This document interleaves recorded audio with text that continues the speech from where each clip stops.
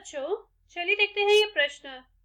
सिद्ध कीजिए कि यदि किसी वृत्त के केंद्र से जीवा पर लंब डाला जाए तो वह जीवा को दो बराबर भागों में विभाजित करता है। इस प्रश्न को करने के लिए हम इसकी मुख्य अवधारणा देख लेते हैं। देखिए, इसको सिद्ध करने के लिए आपको सर्वांग समता का एक नियम पता होना चाहिए। दो त्रिभुजों की सर्वांग समता की हम यहाँ बात कर रहे हैं।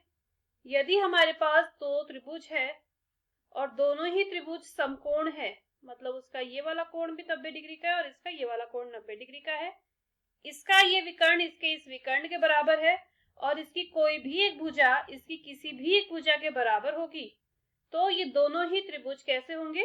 सर्वांगसम होंगे। इसको RHS सर्वांग समता कहते हैं। इसका प्रयोग हम अपने इस प्रश्न को हल करने में करेंगे।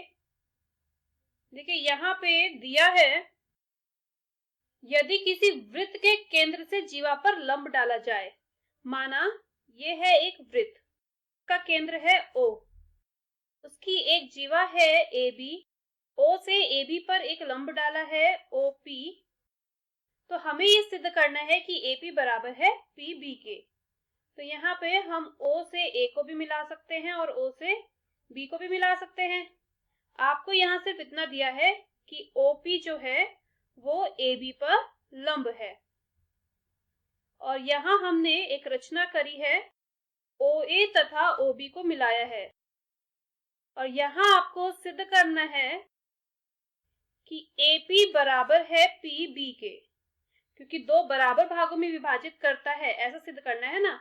तो मतलब AP और PB बराबर है, ये आपको सिद्ध करना है। तो चलिए हम इसका हल करते हैं।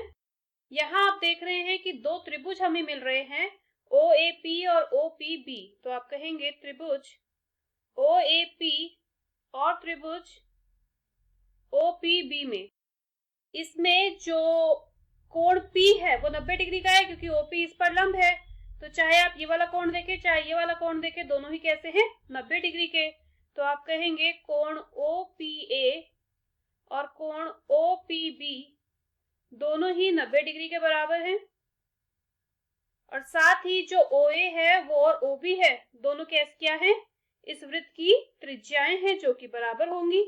तो OA बराबर OB वृत्त की त्रिज्या, और OP यहाँ पे उभयनिष्ठ है दोनों ही त्रिभुजों में, क्योंकि तो इस वजह से ये बराबर हो जाएगा। OP बराबर लिख देंगे OP के, क्योंकि ये उभयनिष्ठ है।